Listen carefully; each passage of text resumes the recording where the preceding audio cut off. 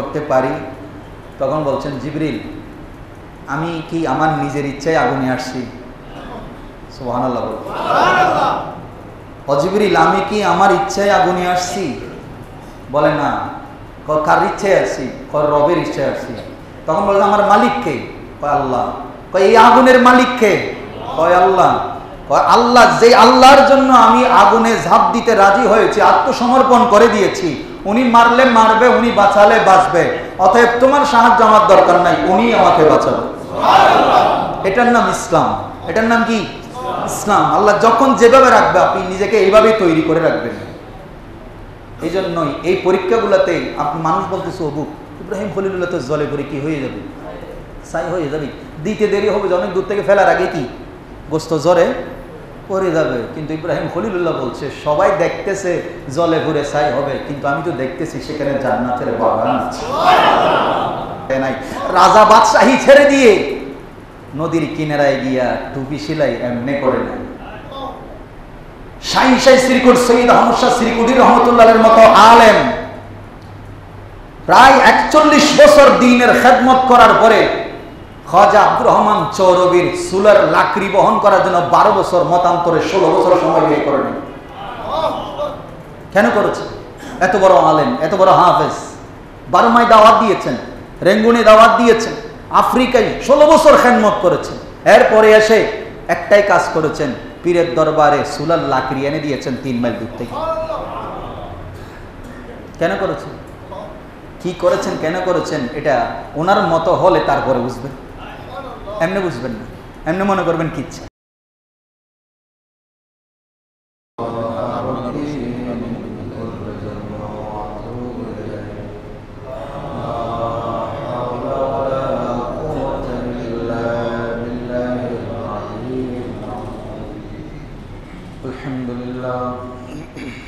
الحمد لله رب العالمين الذي هدانا إلى صراط مستقيم والصلاة والسلام على من كان نبيا وآدم بين الماء والطين أرسله الله تعالى بالحق بشيرا ونذيرا وداعيا إلى الله بإذنه وسراجا منيرا وعلى آله وأصحابه وشهداء محبته وعلماء شريعته وعلينا معهم وبهم أجمعين أما بعد فقد قال الله تعالى في شان حبيبه مخبرا وآمرا إن الله وملائكته يصلون على النبي يا أيها الذين آمنوا صلوا عليه وسلموا تسليما صلى الله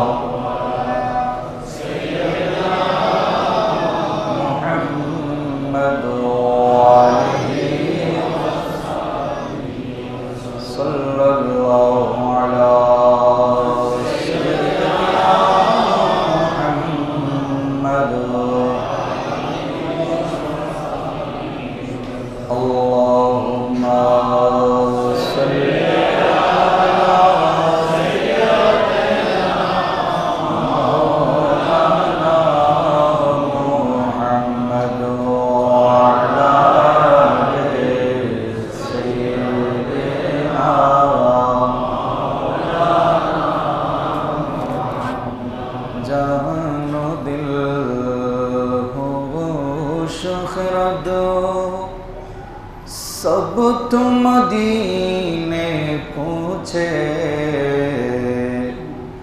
तुम नहीं चलती रज़ा सारा तो सामान गया अल्लाहुम्मा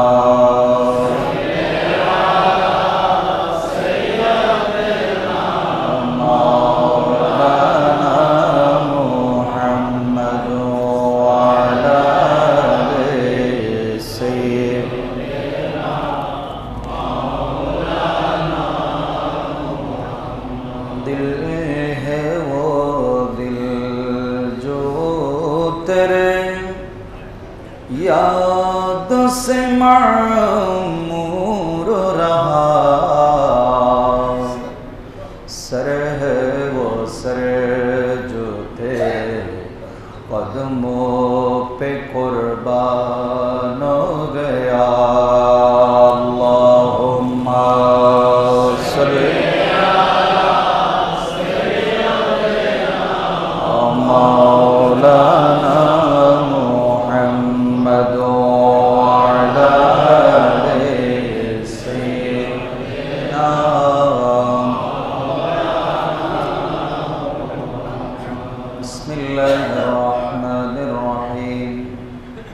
وإذ ابتلى إبراهيم ربه بكلمات فأتمهن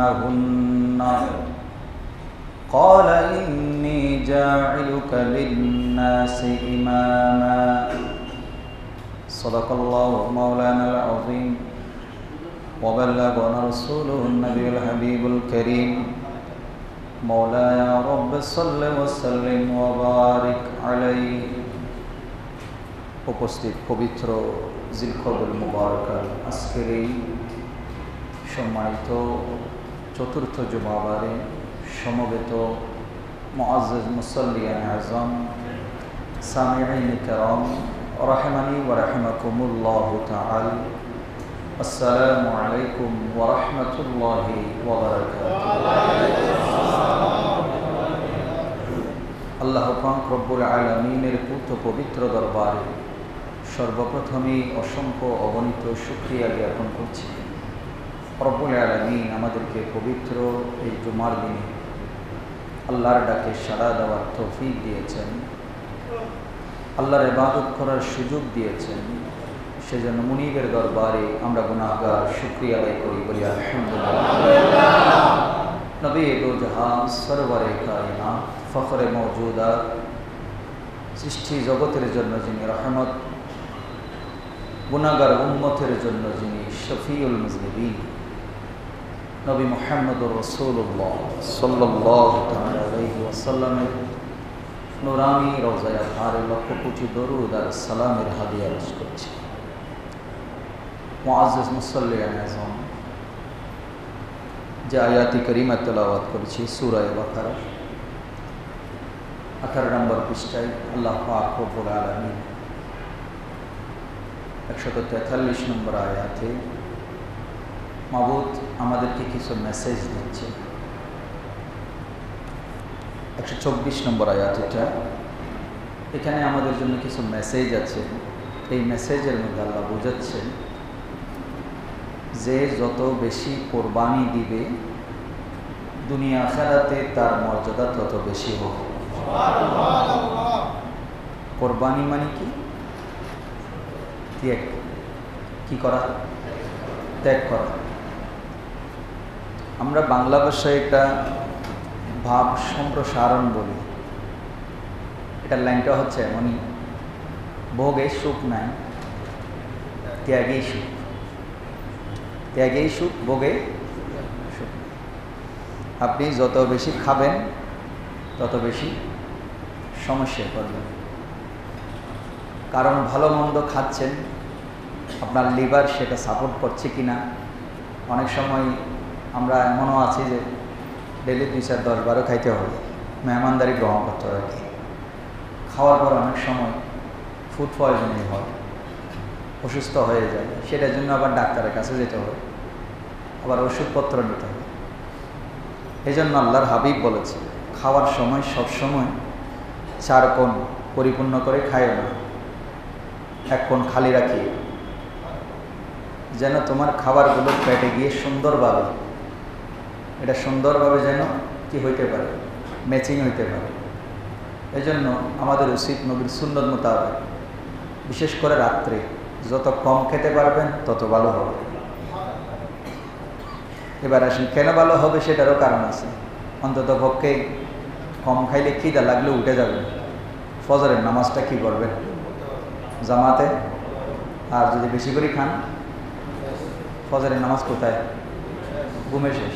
আর আমাদের তো এমন অবস্থা, আমরা 12টার আগে খাইতে পারি না, বিশেষ করে যারা টাউনে আছে 11টা 12টার আগে তেমন একটা খাই না, ঘুম যায় 12টা 1টা বাজে, উঠি কয়টা বাজে, বাকিটা আল্লাহ মাহবুদই জানে, আমি তো জানি। কেউ 8টায়, কেউ অফিস থাকলে বা ব্যবসা থাকলে উনি উঠেন। আর যদি যার কাজ নাই, যারা জমিদার টাইপের মানুষ, ওনারা আল্লাহ মাশাআল্লাহ, আমরা যতক্ষণে উঠেন আর কি, আল্লাহ যতক্ষণে তোলে। তো যাই হোক, এই কম খাওয়ার পিছনে অনেক কথা, এই জন্য বলছি ত্যাগী সুখ, ভোগে সুখ নেই। আসেন এটার একটা নমুনা বলি। আপনার যখন বড় খিদা লেগেছে, প্রচণ্ড খিদায় আছে, এমন অবস্থার মধ্যে আপনার কাছে একজন ভিক্ষুক আসছে, আপনার খাওয়ার খুব চাহিদা, খুবই ইচ্ছা করতেছে। ওই ভিক্ষুকটা এসে বলতেছে আমাকে কিছু খাওয়ান। ওই অবস্থায় একবার পরীক্ষা করে দেখেন আমার কথাটা, ওই অবস্থায় আপনারও প্রচণ্ড খিদে আছে, ওই লোকটাও বলছে আমাকে কিছু খাওয়ান। ওই অবস্থায় দুজনে মিলে যদি খাবার খান, আপনি এমনি খাইলে, খাওয়ার খিদার কারণে খাইলে হয়তো পেট ভরত, শান্তি হইতেন, কিন্তু এই লোকটাকে সাথে নিয়ে খাওয়ার পরে যে একটা আনন্দ পাবেন, এটা আপনি প্র্যাকটিক্যাল করলে বুঝবেন, আমার কথা এখানে শুনলে বুঝবেন না, যে একটা শান্তি আপনার অন্তরে লাগবে। আজকে আমি একজন মানুষের জন্য খেদমত করতে পেরেছি, এটা করলে বুঝবেন। এই জন্য ত্যাগ করতে হবে, ত্যাগী সুখ। ইমামে হোসাইন ত্যাগ দিয়েছেন, সেই ত্যাগের বিনিময়ে আজকে ইসলাম। আল্লাহ রসুল ত্যাগ দিয়েছেন, ত্যাগের বিনিময়ে ইসলাম। সাহাবায়ে কেরাম ত্যাগ করেছেন, ত্যাগের বিনিময়ে ইসলাম। হযরত ইব্রাহিম খলিলুল্লাহ ত্যাগ করেছেন, আজকে সেজন্যই আমাদের কোরবানি, সেজন্যই আমাদের হজ। ওনার মতো করে করলেই ত্যাগ উনি যেভাবে দিয়েছেন, ওই নিয়তে, ওই আশা নিয়ে, ওই রহমতের ভাগিদার হওয়ার জন্য যদি আপনি এই কোরবানি, এই হজ পালন করেন, তাহলেই আপনি আল্লাহর দরবারে মকবুল হবেন। এই জন্য আল্লাহ পাক বলছেন ওয়া ইযিবতালা ইব্রাহিমা রাব্বুহু, স্মরণ করুন ওই সময়টাকে যখন ইব্রাহিম খলিলুল্লাহর রব ওনার কাছ থেকে বিভিন্ন পরীক্ষা নিয়েছেন, মুবতালা করেছেন। ফাআতাম্মাহুন্না, ইব্রাহিম খলিলুল্লাহ প্রত্যেকটা পরীক্ষায় সাকসেসফুল হয়েছে। এখানে কি পরীক্ষা নিয়েছেন সেটা আমি আলোচনায় আসতেছি। এরপরে বলছেন যখন ইব্রাহিম খলিলুল্লাহকে আল্লাহ বিভিন্ন পরীক্ষা নেওয়ার পরে আল্লাহ বলছেন ফাআতাম্মাহুন্না, তিনি প্রত্যেকটা পরীক্ষায় সফল হয়েছেন।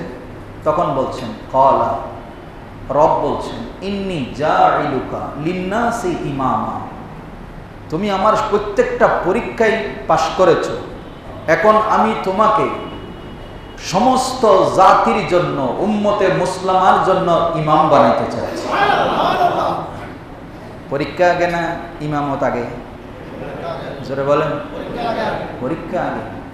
তো আমাদের এখন শিক্ষা ব্যবস্থা যেটা আসছে সেটা থেকে আস্তে আস্তে কি হয়ে যাচ্ছে, পরীক্ষা নাকি এটা পরীক্ষা ভীতি তুলে দেওয়ার জন্য চিন্তা ভাবনা চলছে। আমি বলি পরীক্ষা যত বেশি কঠিন হবে, আপনি যখন ওই পরীক্ষায় উত্তীর্ণ হবেন আপনার আনন্দ তত বেশি হবে। পরীক্ষা যত সহজ হবে, আপনি যখন ওই পদ পরীক্ষা ছাড়া পেয়ে যাবেন, ওই পদের মূল্য আপনি বুঝবেন না। এই জন্য ইব্রাহিম খলিলুল্লাহকে আল্লাহ বলছেন, আল্লাহ ইব্রাহিম খলিলুল্লাহকে বিভিন্ন পরীক্ষায় অবতীর্ণ করার পরে, কঠিন কঠিন পরীক্ষা যেগুলো আমাদের সামনে, আমরা সামান্য সন্তানের গায়ে জ্বর হইলে আমরা কি হয়ে যাই, মানে কি বলে হতচকিত বা কি কর্তব্য বিমূঢ় হয়ে যায়, কি করব টেনশনে পড়ে যায়, এটা আমরা মানুষ। এখন ইব্রাহিম খলিলুল্লাহর পরীক্ষাগুলো কি একটু একটু করে দেখলে বুঝবে। ওনার 1 নম্বরের পরীক্ষা হইল ওনার যেই দুনিয়াতে আসা, ওনার বাবা হজরতে বলেন তো দেখি কে? অনেকেই বলে, কোরআন শরীফে বলছে ওয়াইজ ক্বালা ইব্রাহিমু লিআবিহি আযারা আতাত্তাখিযু আসনামান আলিহাতান ইন্নী আরাকা ওয়া কওমাকা ফি দালালিম মুবিন। কোরআনের ৮ম পারায় সূরা আনআমের মধ্যে আয়াত আছে, হযরত ইব্রাহিম খলিলুল্লাহর পিতা দ্বারা হচ্ছে আজরকে, যিনি মূর্তি পূজারক ছিলেন। কোরআনের ভাষায় এই কথাটা এখানে বুঝাই দিচ্ছে। কিন্তু আপনি যদি কোরআনকে নিজের মতো করে শাব্দিক অর্থ দিয়ে তুলেন, তাইলে আপনি গুমরাহ হবেন। আপনি কি হবেন? গুমরাহ হবেন। এজন্য আরাফাতে শুধুমাত্র আপনি ময়দানে গিয়ে অবস্থান করবেন নয়, আপনার অন্তরটাকে মারিফতের নূর দিয়ে আলোকিত করুন, তাহলে ওই আরাফাত আপনার জন্য নাজাতের ওসিলা। আর এমনি যা সবাই যায় আমিও যাই এরকম না। তো এখন হযরত ইব্রাহিম খলিলুল্লাহর যে পিতা, উনি ছোট, ওনার দুনিয়াতে এক রেওয়ায়েতে আছে উনি দুনিয়াতে আসার আগে ইন্তেকাল করেছে, আর রেওয়ায়েতে আছে উনি খুব ছোট অবস্থায় চলে গেছে। তো এখন আমরা যারা আজর হিসেবে জানি, আরবের ভাষায় চাচাকেও আগুন বলা হয়। তারা যেই ছেলে মেয়েদেরকে লালন পালন করে, তারাও ওই লালন পালনকারী বাবাকেই তারা আবি বলে। এখন আপনি আমি যদি বলি ইব্রাহিম খলিলুল্লাহর পিতা কাফের ছিলেন, মূর্তি পূজারক ছিলেন, এটা একটা। যেমন আমার নবীর ব্যাপারে, আমার নবীর মা বাবাকে নিয়ে আজকে কিছু সহিহ হাদিসের শাইখ ইউটিউবে বক্তব্য দেয়, নবীর মা বাবা মূর্তি পূজারক ছিল। এখন আসেন, কিছু কিছু ক্ষেত্রে আপনার এই যে ইউটিউবের বক্তব্য শুনি আমরা, বিশেষ করে ইয়ং জেনারেশন, তারা বলতে ঠিকই তো আছে। তখন তো কোনো ধর্মই ছিল না, তখন তো কী ছিল না? ধর্মই ছিল না। কাবাঘরের ভেতরে সব ছিল কি? মূর্তি। অতএব তো মূর্তি, ওনারা তাওয়াফ যেহেতু করেছে মূর্তি পূজাই করেছে। কি করেছে? মূর্তি পূজা করেছে। এই যে চিন্তা ভাবনা, আপনি আপনার মতো করে চিন্তা করেছেন। এই জন্য আপনি যখন এই সমস্ত কোরআনের আয়াতের এবং নবীজির যে হাদিসের যখন আপনি তাফসীর করতে যাবেন, ব্যাখ্যা করতে যাবেন, তখন অবশ্যই আপনাকে মুফাসসিরিন ইকরাম কি বলেছে, সেই সময়ে যারা ছিলেন তাদের রেওয়ায়ত কি আছে, এগুলো বাদ দিয়ে নিজের মতো করে এটার অর্থ করলে আপনার ঈমানে গণ্ডগোল। আজকে আমরা ঈমান হারা হচ্ছে এই জায়গায়, এটা বুঝিও না। আমরা যে ঈমান হারা হচ্ছি সেটাও বুঝি না। আল্লাহ এই সমস্ত ফিতনা থেকে আমাদেরকে হেফাজত করুন। তো এখন আসেন, আমার কথা হইল ইব্রাহিম খলিলুল্লাহ লালন পালন হচ্ছে নিজের চাচা, যিনি মূর্তি বিক্রি করতেন। কি বিক্রি করতেন? মূর্তি। এই মূর্তি বিক্রি করে উনি তৈরিও করতেন, সংসার চালাইতেন। ইব্রাহিম খলিলুল্লাহকে পাঠাইছে কোথায়? মূর্তি বিক্রি করার জন্য। উনি কি করছে? আল্লাহর নাম নিয়ে এইগুলোরে বিক্রি করার নামে একটা ট্যাং ভাঙি ফেলছে, একটার হাত ভাঙি দিছে, তারপরে একটার চেহারা উলট পালট হয়ে গেছে। এখন বাজারে নিয়ে গেলে এই বাঙ্গা মূর্তি কেউ নিবে? কারণ খোদারা তো অন্তত পক্ষে পরিষ্কার পরিচ্ছন্ন করে ইবাদত করবে। এখন এই মূর্তি কেউ নেয় না। এখন ইব্রাহিম খলিলুল্লাহর বাবা আজর বাজার থেকে আসি, দেখতেছে ছেলে, বলে যে কই যা বিক্রি করছো আদিয়া তোবা কই? কয় কি বিক্রি করবো, কেউ তো নেয় না খোদা এগুলো। কয় কেন নেয় না? কয় এক খোদার ট্যাং ভাঙ্গা, এক খোদার পা ভাঙ্গা, এক খোদার হাত ভাঙ্গা, এক হাতের চেহারা নাই, ঠিক নেই, ল্যাংরা আঁতুর, এগুলো কে নিবে? ও কি বলস, আমি এত সুন্দর করে তোর বানাই ভাটাইলাম, এগুলো তুই বলস কি? কয় হেতারা মারামারি করে একজনের ট্যাং ভাঙি দিছে, একজনের হাত ভাঙি দিছে, একজনের চেহারা ঘুষি মারি কি করে বলছে। এই কথা শুনি আজরের মাথা মহা গরম। বলস কি, এটারে মারামারি করবো কেমনি? হ্যাঁ, মূর্তিগুলো একজনের সাথে মারামারি করবে কেমনে?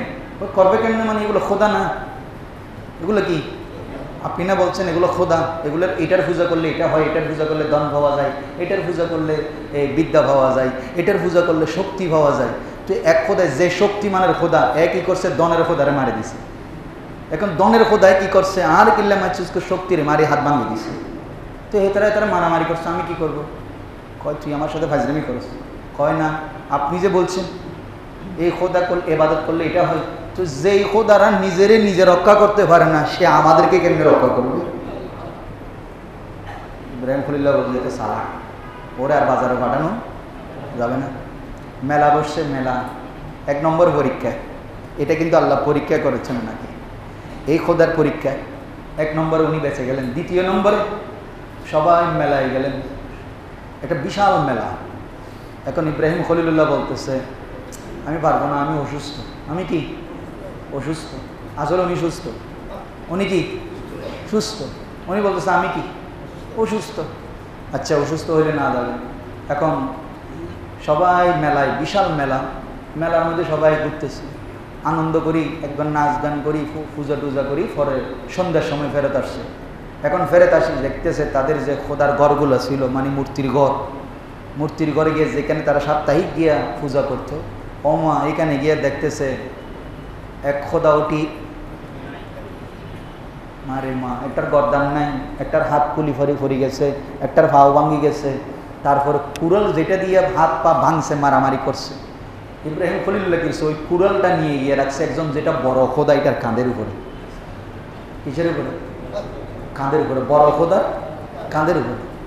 এখন এরা মেলা থেকে আনন্দ করে আসার পরে দেখতেছে তাদের খোদা একটাও ঠিক নাই।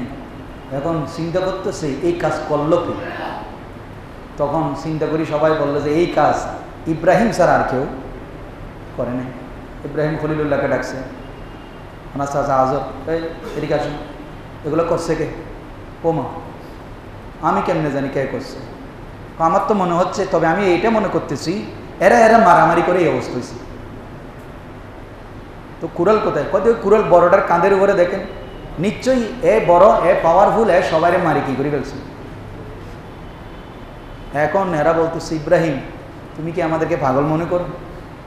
এই কথাগুলো আপনি আমার বানোয়াট কিচ্ছাও না, কিছু না, আপনি সূরা আনআম খুলেন, এখানে পড়লে পাবেন। সূরা আনআমের মধ্যেই এই কথাগুলো ইব্রাহিম খলিলুল্লাহর ইতিহাসগুলো, পরীক্ষাগুলো আল্লাহ এইভাবেই কোট করেছেন। তাহলে আপনারা একটা কাজ করেন। কীভাবে কী কাজ করতাম? বলে যে বড় খোদাটার উপর কুড়াল কাঁধের উপরে আছে, ওই বড় খোদাটার থেকে জিজ্ঞেস করেন কে কাকে মারছে, কে। এখন এরা সবাই বলছে এরা কি কথা বলতে পারে?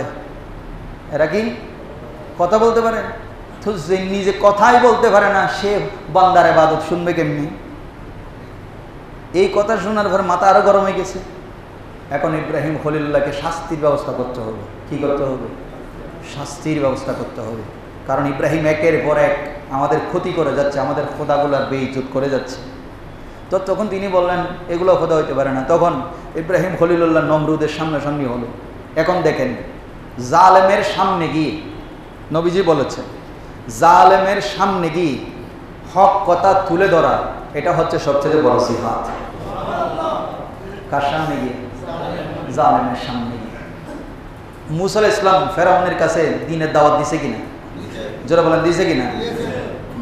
ইব্রাহিম খলিলুল্লাহ নমরুদের সামনে দ্বীনের দাওয়াত দিছে কিনা? আবু জেহেলকে আমার নবী তখনকার এত পাওয়ারফুল নেতার সামনে দ্বীনের দাওয়াত দিছে কিনা?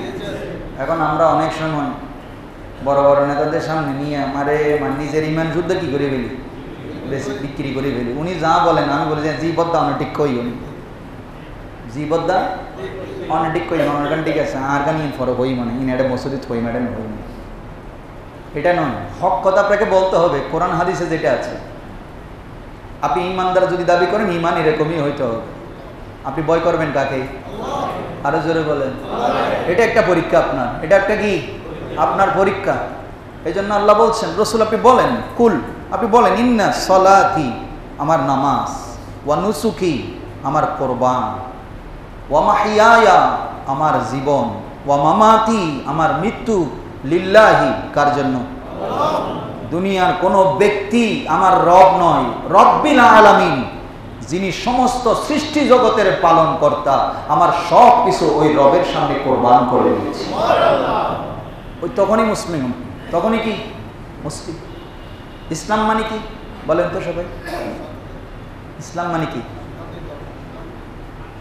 ইসলাম মানে কি? না না, কে বলছো ইসলাম মানে শান্তি? সালাম মানে শান্তি। সিলমুন শব্দের অর্থ শান্তি। ইসলাম মানে শান্তি নেই। আজকে গিয়ে ধর্ম বই পড়বে, ক্লাস 10-এর ধর্ম বই আছে বাচ্চাদের। ইসলাম মানে হচ্ছে সারেন্ডার করা। কি করা? সারেন্ডার, বুঝেন তো? আত্মসমর্পণ করা। পুলিশ বলে না হ্যান্ডস আপ, হ্যান্ডস আপ মানে কি? হাত উপরে তোল। তোর এখন কি করবো? গ্রেপ্তার করবো। আসামি স্রষ্টার দরবারে নিজেকে এভাবে সারেন্ডার করার নাম ইসলাম। স্রষ্টা যখন যেভাবে চাচ্ছেন আপনাকে সেই পথের উপরে, সেই অবস্থার উপরে নিজেকে সন্তুষ্ট রাখা, স্রষ্টার জন্য কোরবানি দেওয়া, এটার নাম ইসলাম। এই জন্য বলা হয়েছে ইব্রাহিম খলিলুল্লাহর ব্যাপারে বলা হয়েছে মিল্লাতা আবিকুম ইব্রাহিম হুয়া সাম্মাকুমুল মুসলিমিন। তিনি মুসলমান জাতির পিতা, কারণ তিনি প্রত্যেকটা অবস্থায় নিজেকে স্রষ্টার উপরে সারেন্ডার করে দিয়েছেন। ওগুলো সব ওনার পরীক্ষা ছিল। ওনার কি ছিল? পরীক্ষা স্রষ্টার সামনে। আল্লাহ বলছেন ওয়াইজিবে তালা, পরীক্ষায় অবতীর্ণ করেছি ইব্রাহিম খলিলুল্লাহকে। এরপরে নমরুদের সামনে যখন দ্বীনের দাওয়াত দিল, নমরুদ বলল তোমার খোদার পাওয়ার কি? আমার খোদা মরারে জীবিত করে ফেলতে পারে। মরারে কি করে ফেলতে পারে?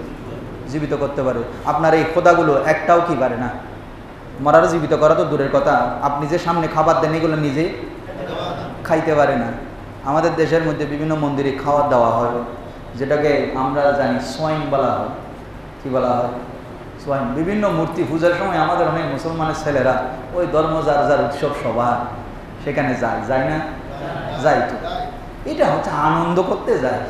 মনে রাখবেন, যেখানে কুফরি আর শিরিকের কাজ হয় সেখানে আনন্দ করার জন্য মুসলমান কোনোদিন যেতে, ওটাতে গিয়ে আনন্দ করা, সাপোর্ট দেওয়ার মানে আপনিও সেই দলে কি হচ্ছেন। এখন আপনার ইমান যতই মজবুত হোক, ওই কাজে যাওয়া, এটা এখন বলবেন হুজুর দলিল কি? এই যে ইব্রাহিম খলিলুল্লাহকে তারা বলেছে চলো মেলায় যাব। কোথায় যাব? মেলায় যাব, যেখানে বিভিন্ন মূর্তির ক্ষমতা সম্পর্কে আলোচনা করা হবে।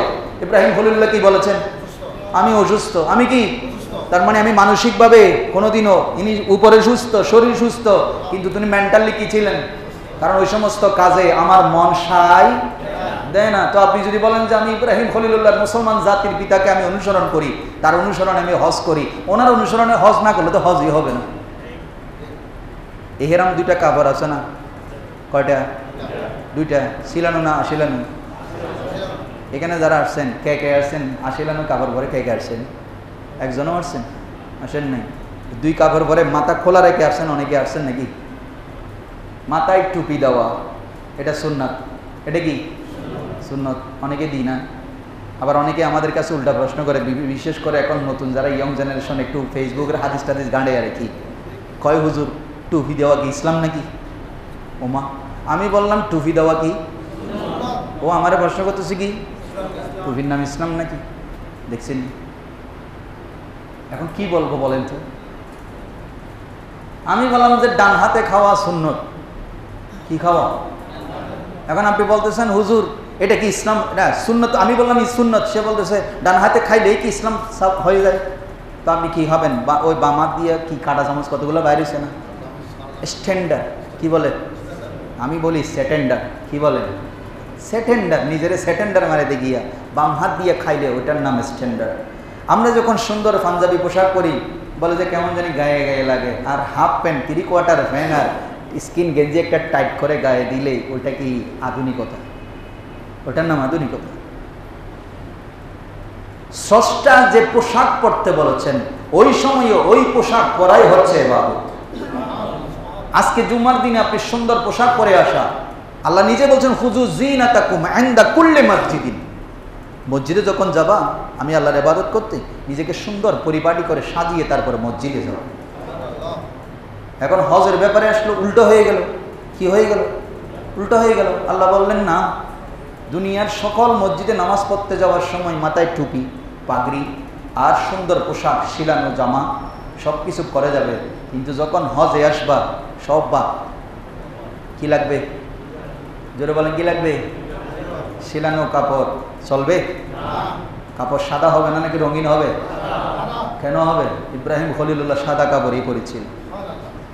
ইব্রাহিম খলিলুল্লাহ নিজের ছেলেকে পরীক্ষায় দিয়েছেন, নিজের ছেলেকে কোরবানি করতেছেন, তখন ওনার গায়ের চাদর ছিল এই দুইটাই।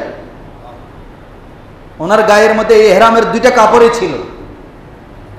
এই জন্য আল্লাহ বলছেন দুনিয়ার আমি ইব্রাহিম খলিলুল্লাহকে পরীক্ষা করেছি অনেক, পরীক্ষায় পাশ হওয়ার পরে বলেছি আমি ইমাম বানাবো তোমাকে, সমস্ত মুসলমান জাতির জন্য ইমাম বানিয়ে দিব।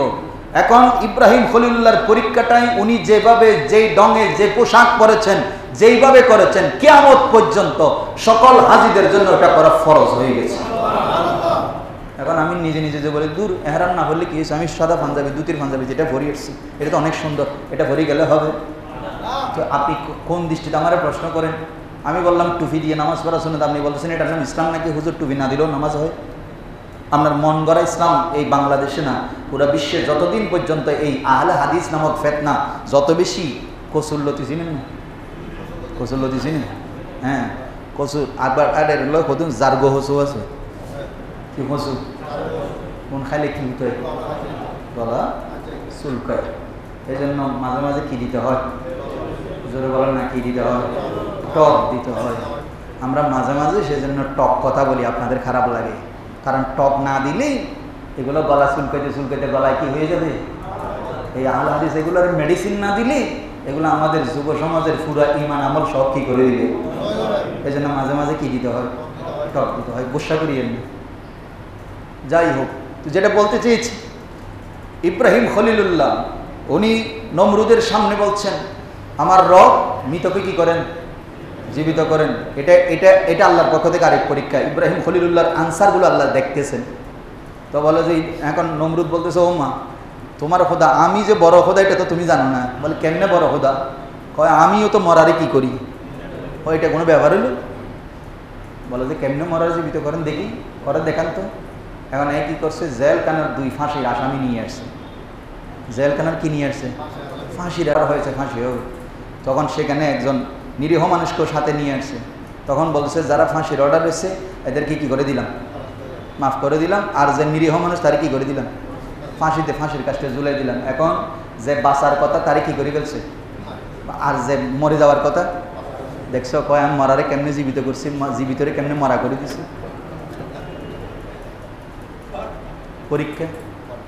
ইব্রাহিম খলিলুল্লাহ বলতেছে এই বাটপারি পরীক্ষা, ইতারে এমনি ধরন যাইতো না, এই খোদারে এমনি ধ্বংস করা। আচ্ছা ঠিক আছে, আপনি মরা জীবিত করছেন, এখন আপনি একটা কাজ করি দেখেন। বলে যে কি? বলে যে এটা তো দুনিয়াতে জেলখানা থেকে মানুষ দুইটারে নিরীহ মানুষ একটারে মারি খোদা খোদা বানিয়ে যাচ্ছে। একটা কাজ করেন, দিনের বেলায় আমরা যে কাজকর্ম করি, এই যে দিনের বেলায় একটা সূর্য উঠে, কি উঠে? সূর্য উঠে। আপনি যদি খোদা হয়ে থাকেন, আপনার তো দুনিয়াতে পাওয়ার দেখলাম, দুনিয়াতে কি দেখলাম? পাওয়ার দেখলাম। আপনি যদি আকাশেও তো যদি খোদা হয়ে থাকেন, আকাশেরও তো খোদা আপনি, তাহলে একটা কাজ করেন, আকাশের মধ্যে একটা সূর্য উঠে, কি উঠে? সূর্য উঠে। আপনি আমার রব তো এটা পূর্ব দিক থেকে তোলেন, আপনি একটু পশ্চিম দিকে তুলে দেখেন তো। এখন খোদা স্যারেন্ডার। নমরুদ খোদা কি? স্যারেন্ডার। বলো যে ইব্রাহিমের সাথে পারা। আল্লাহ বলছেন ইব্রাহিম তুমি পাশ করেছো। তুমি কি করেছো? পাশ করেছো। পরীক্ষার পর পরীক্ষা। এরপরে এখন এই রকম যখন দেখা যায় যে অন্যায়কারী যখন ন্যায়ের সামনে যখন এইভাবে পর্যদুস্ত হয়, অপমানিত হয়, তখন কি চুপ থাকে?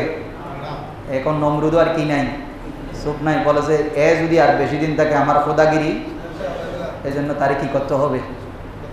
সরাই ফেলতে হবে। কি করে ফেলতে হবে? সরাই ফেলতে হবে।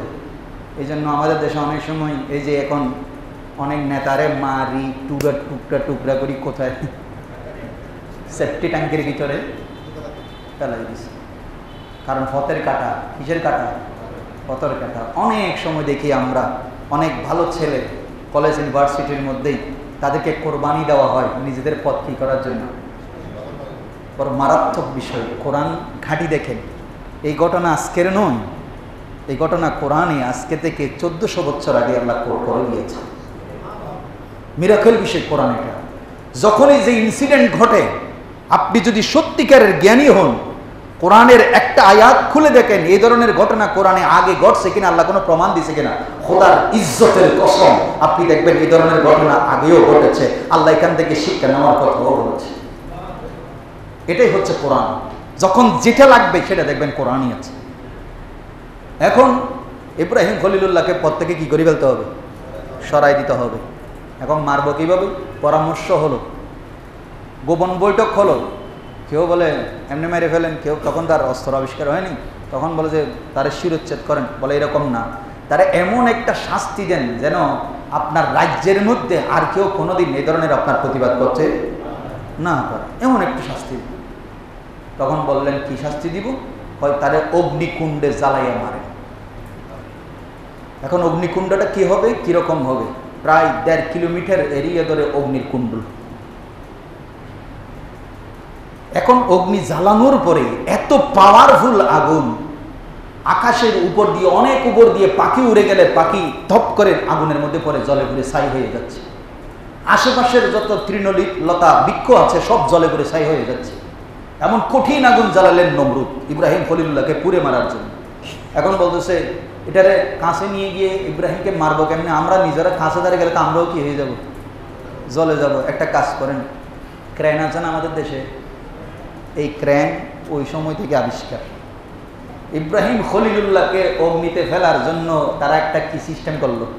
ক্রেন সিস্টেম করলো। ওই ক্রেনের মাধ্যমে ইব্রাহিম খলিলুল্লাহকে নমরুদের কি করলো? অগ্নিকুণ্ডে ফেললো গভীর মনোতে। ইব্রাহিম খলিলুল্লাহকে জিবরিল আমিন এসে বলল, ও আল্লাহর খলিল, আপনি যে কঠিন পরীক্ষায় আছেন, আপনি তো এখন জলে পড়ে কি হয়ে যাবেন?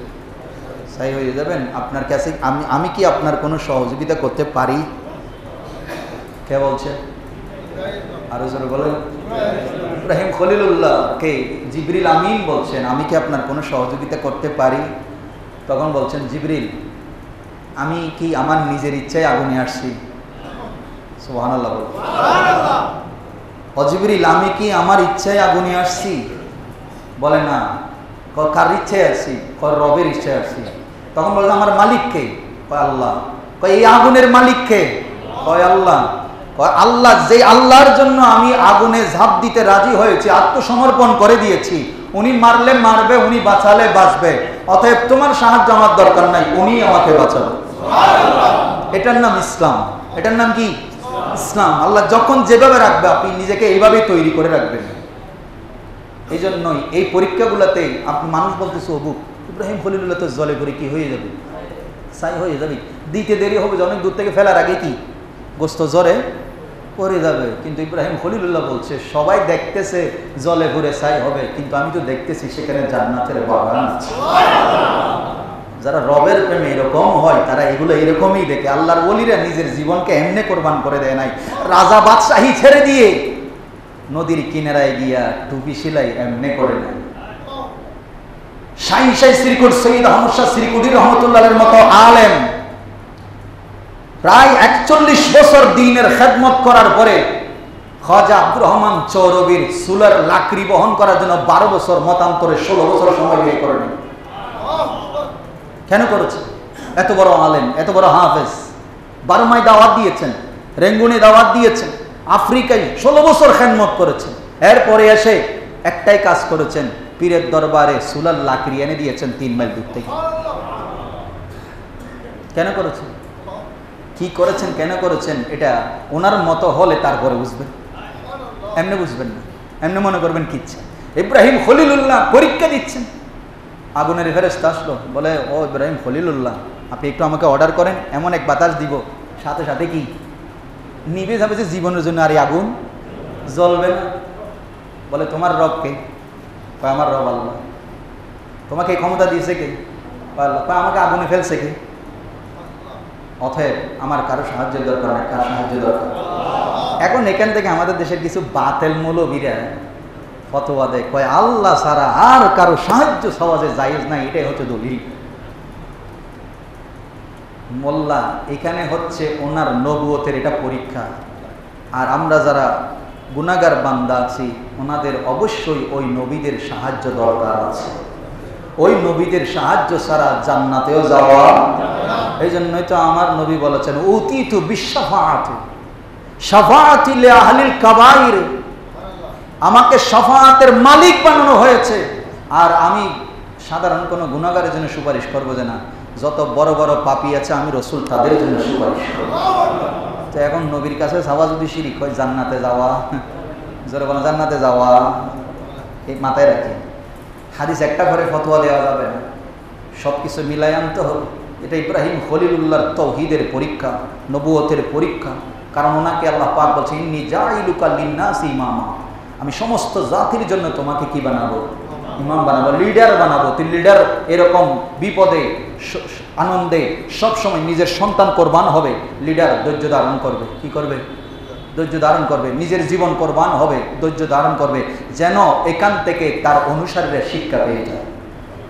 ইব্রাহিম খলিলুল্লাহ পরীক্ষায় উত্তীর্ণ হলেন। নমরুদের অগ্নিকুণ্ড ওনার জন্য ফুলের বাগান বানিয়ে দিয়েছে। আল্লাহ বলছেন কুনি বারদাম ওয়া সালামান আলা ইব্রাহিম, এই আগুন আমার খলিল আমাকে খুশি করে ফেলেছে, তুমি আমার খলিলের জন্য সুশীতল বাগান হয়ে যাও। বাগান হয়ে গেছে, ঠান্ডা সুশীতল আগুন। শীতকালে যে আগুনটা দরকার হয় ঠান্ডা লাগলে, সেই আগুনের মতো ইব্রাহিম খলিলুল্লাহর মতো সে আগুন সেরকম হয়ে গেছে। উনি সে পরীক্ষায় পাশ করলেন। আল্লাহ পাক আর পরীক্ষা নিচ্ছেন। নিজের দুধের মাসুম শিশুকে কি দিতে হবে?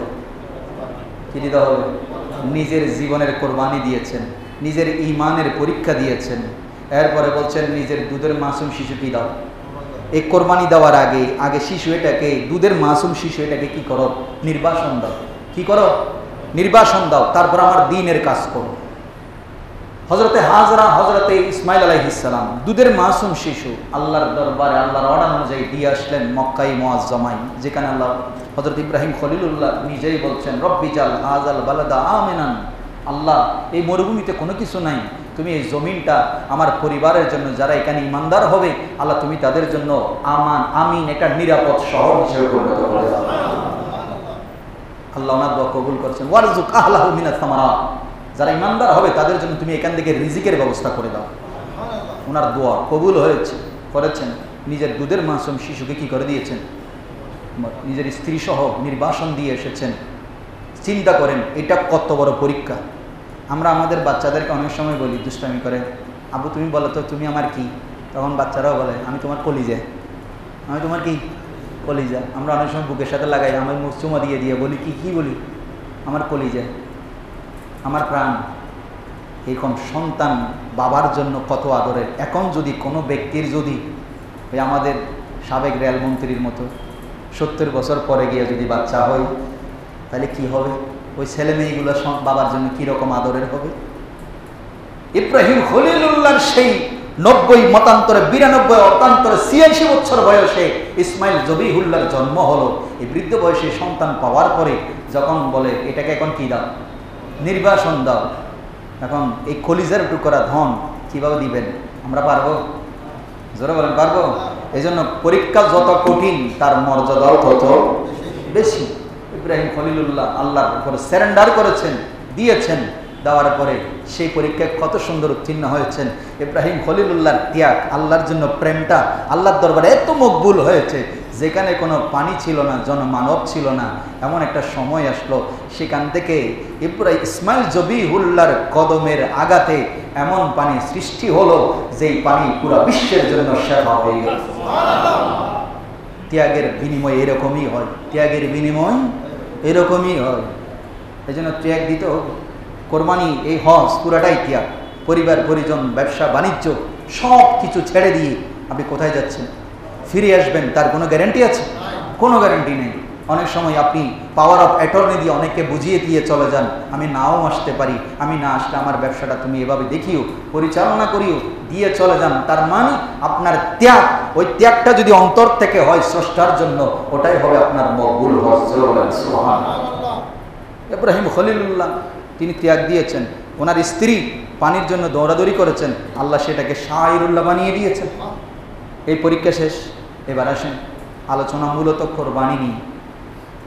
এই পরীক্ষা দিতে দিতে এবার আসলো ছেলেটা যখন একটু হাঁটাহাঁটি করলো, দৌড়াদৌড়ি করলো, বাবার সাথে পিছনে পিছনে যাওয়া শুরু করলো, যেটা বাবার জন্য খুবই আনন্দের সময় ছেলেদেরকে নিয়ে।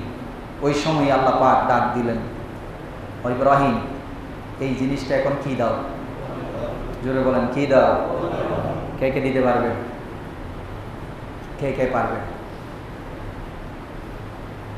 একটার পর একটা ইমানের পরীক্ষা দিয়ে, নিজের জীবনের পরীক্ষা দিয়ে, নিজের পরিবার কোরবান দিয়ে, এরপরে বলছে এই মাসুম শিশুটাকে কি করে দাও?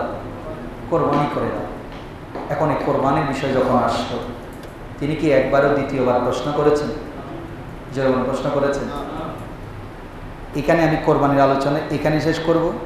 এতটুকু আপনাকে মেসেজ দিয়ে রাখি, আপনি আল্লাহ যখন পরীক্ষা করছেন, আপনাকে রোগ দিচ্ছেন, পরিবার অসুস্থ, আপনার ব্যবসা বাণিজ্যে ক্ষতি হচ্ছে, চাকরিতে ক্ষতি হচ্ছে, যেখানে যাচ্ছেন বদনাম করছে, আপনি অন্যায় করেন নাই, সবাই অন্যায়ের বোঝা আপনাকে চাপাইয়া দিচ্ছে।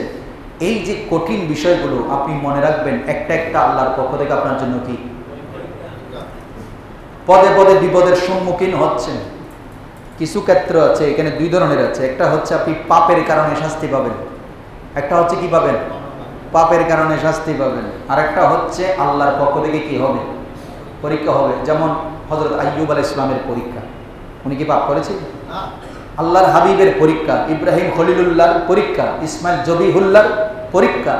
আপনি নিরীহ মানুষ, কিন্তু দেখা যাচ্ছে আপনার উপরে হঠাৎ করে একটা বালা মুসিবত আসলো, খোদার কসম এটা আপনার জন্য পরীক্ষা হতে পারে। ওইটাতে যদি আপনি খুশি হয়ে ধৈর্য ধারণ করতে পারেন, আল্লাহ নিশ্চয়ই আপনার জন্য ভবিষ্যতে এমন কিছু রেখেছেন যেভাবে ইব্রাহিম খলিলুল্লাহর জন্য আল্লাহ বলে দিয়েছেন। এটা আপনি আমি কল্পনাও করতে পারবেন।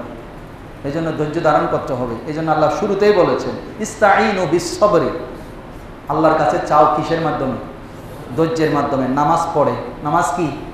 নামাজ পড়ে আগে কি? ধৈর্য। কারণ নামাজ এটার মধ্যে কি লাগবে? ধৈর্য লাগবে। 4G গতিতে 5G গতিতে নামাজ পড়ি আল্লাহর কাছে ভাবেন? ওই মাছরাঙ্গা যেভাবে পুকুরে ডুব দিয়ে কি খায়, পানিতে ডুব দিতে দেখছেন মাছরাঙ্গা পাখি উঠতে উঠতে একটু করে দিয়ে আবার উঠে যায়। আমাদের রুকু সিজদা অনেক সময় কি এরকম হয়ে গেছে। এগুলো না, ধৈর্য আগে আনেন। বিপদে আছেন, ধৈর্য ধারণ করেন। ব্যবসায় লস হয়েছে, একটু ধৈর্য ধারণ করেন। যদি আপনি হালাল ব্যবসায়ী হয়ে থাকেন, এখন আপনি সারা জীবন ওজনে কম দিছেন, এখন ঘটনা যখন উল্টো হওয়া শুরু করছে, আল্লাহ যখন টানা শুরু করছে, তখন এখন আপনি হুজুরদের কাছে যান, হুজুর এটা দোয়া করেন, ব্যবসা বাণিজ্য কি